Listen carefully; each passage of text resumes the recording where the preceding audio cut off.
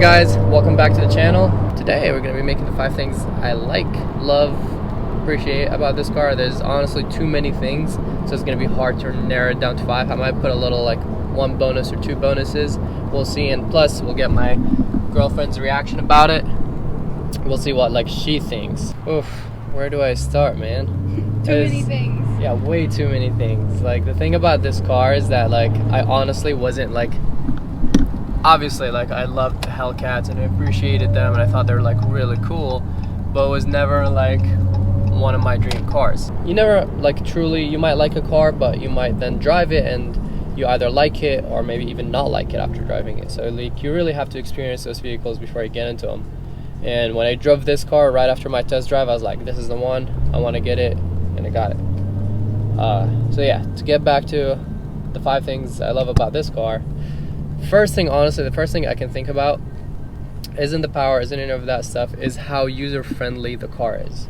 So if you guys can see, like right here on the dash, I have the range, how much gas I have, my MPG, I have my temperature, I have my coolant temp, which I like to know the exact number instead of just having it on the side. Also, like I have it on, you have your mileage, your gas, your obviously like gears right there, your RPMs on the left, the speed on the right if you don't want like the digital speed display. Also, like I like this to have it on the coolant, because if I press just 1 to the left, I go back to the tire pressure, which I check often, and then you have all types of like trans temperature, oil temperature, oil pressure, oil life, which I think is very beneficial, you know. It even notifies you when you're getting low. You have the battery voltage, air intake temperature, engine torque, which is really cool. Like I'll show you guys right now. If I gas it, like it goes up to like 500 crazy, and that's obviously like not full throttle, but it's like pretty responsive and accurate. Same thing with the engine power. Right now I'm on the brakes, I'm just rolling, so it's at 0, but let me display it to you guys.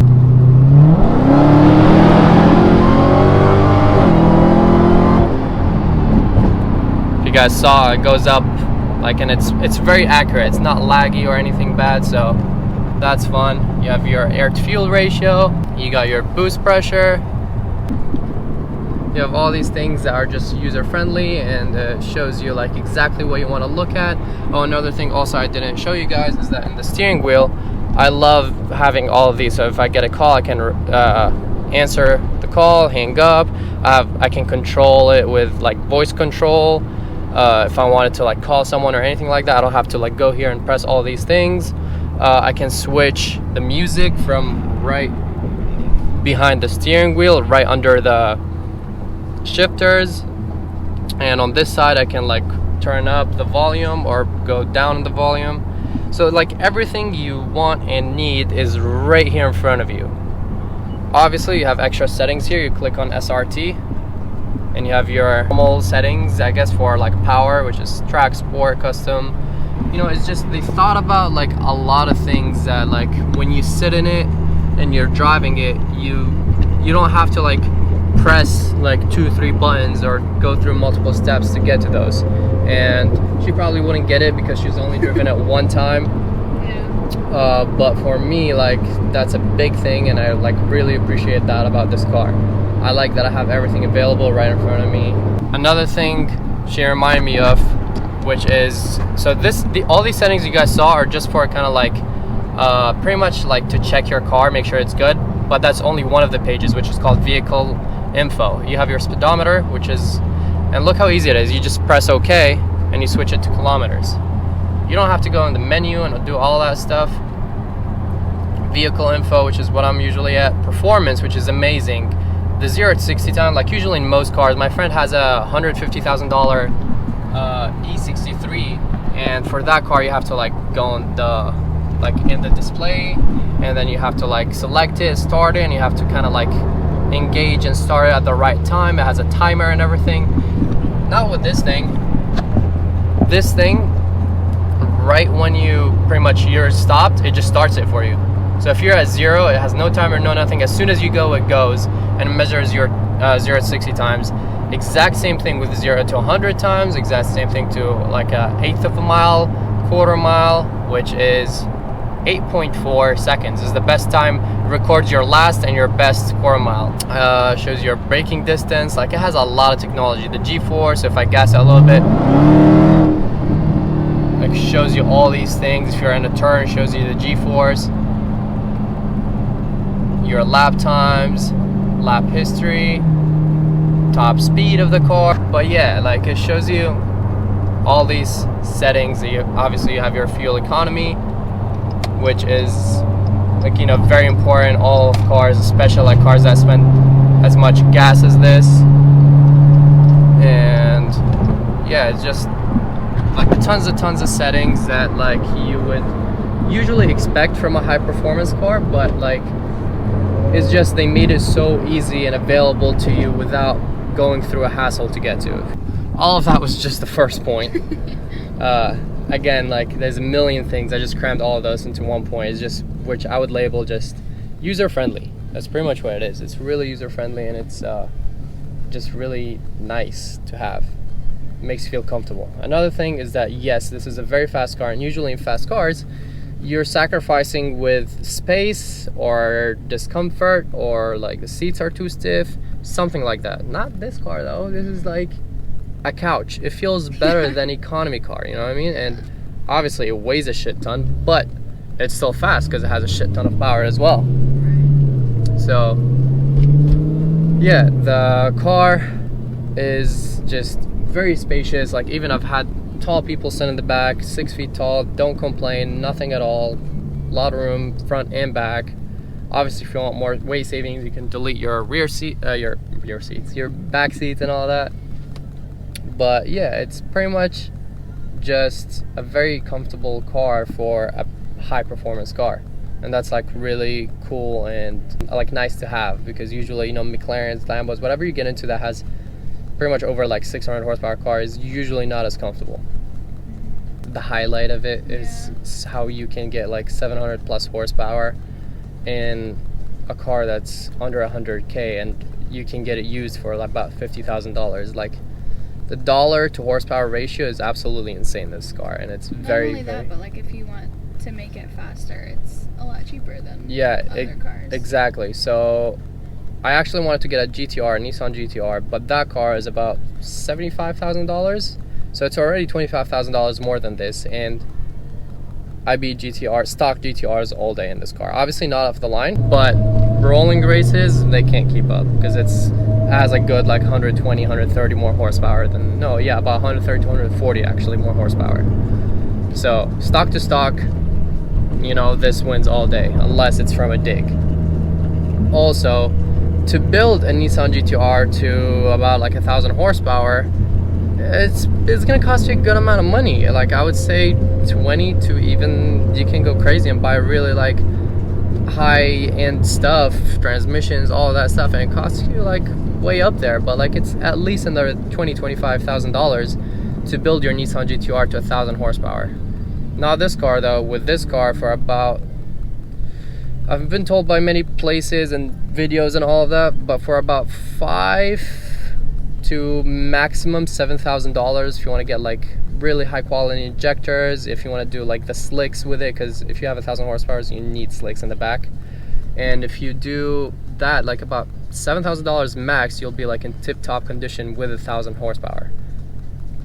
That's still cheaper than a GTR if you buy it stock, and it's about like $15,000 cheaper. Then you can have 1,000 horsepower dialed in HELLCAT cheaper than a stock Nissan GTR. And that's why I was like, I don't know, man, this is like, it's crazy like how you're able to do that, and it's not really that hard in this car. Which I think that should brings us to like the fourth point, is that like, yeah, the car has a lot of power and it's amazing, but also the fourth point is like how easy it is to modify, you know what I mean? E85 tune, pulleys, injectors, fuel pump, slicks, and you're golden. You're gonna be any supercar you see, unless it's like a hypercar, or if it's like a highly modified supercar, which that would cost like a lot more money to build high performance like a supercar or something like that, you know. I can guarantee you it's gonna be like triple the amount of whatever it is to do on this car. So yeah, the car is very easily like you can modify it pretty easily. There's a lot of things you can do to it, a lot of add-ons. What I'm trying to say is that it has such a like wide market, and you can always find what you're looking for, from diffuser styles to lips to body kits. It just has a lot of like stuff to offer. You can do a lot with it to make it unique. What would you say about like the price of modifying versus other cars? Oh, like you mean for looks, not performance? Yeah, for looks, not so performance. It actually surprised me that for looks, diffusers, lips, hoods, all of that are actually like a little more expensive than I expected. Like for example, the plastic, just a plastic OEM lip for this car is like $700, which is pretty insane. Like my friend has a BMW and you can get a carbon fiber lip for even cheaper than that, like maybe $500 or $600. So it's pretty wild that like it's an American car which has stock plastic parts that are cheaper than German carbon fiber parts. Right. So, you know, like some, like visually, like a body kit, stuff like that, or cosmetics, those are like more expensive, but performance wise, it's much cheaper than other cars to modify. So we talked about comfort, user friendly, what it gives you as a stock car, and how easily it is to like pretty much modify, build, and how like big of a market it has for you to kind of get creative with. I would say the last thing, which some people might agree, some people might not agree, is like kind of the presence of the car. Yeah. Like, you know, I'm pretty sure if you guys go to car meets and all that stuff, like people always love Hellcats. Whenever a Hellcat shows up, they're like, oh, it's a Hellcat. I was the same, you know, whenever a Hellcat or a GTR shows up, I'm like, oh wow, like, you know, respect. I like these cars. They have they're credible cars, you know what I mean? They're not like hated cars. They're like nice cars, and for a good reason. There wasn't really much that I didn't like. Almost everything about this car, like, I like and enjoy. They're also a reliable car. This car is like bulletproof. And it has like, you can easily go to 800 horsepower, and if you really want 1,000 horsepower, it's still very reliable from what I've heard from many people I know and many people on YouTube. Oh my god, how could I forget? Okay, see, I told you guys there's gonna be bonuses. So we're gonna put 3 parts on the last point. So number 5 is gonna be 5A, 5B, and 5C. So the car itself, as a reputation, all of that, how people like enjoy and like it, and it's fun, you know what I mean?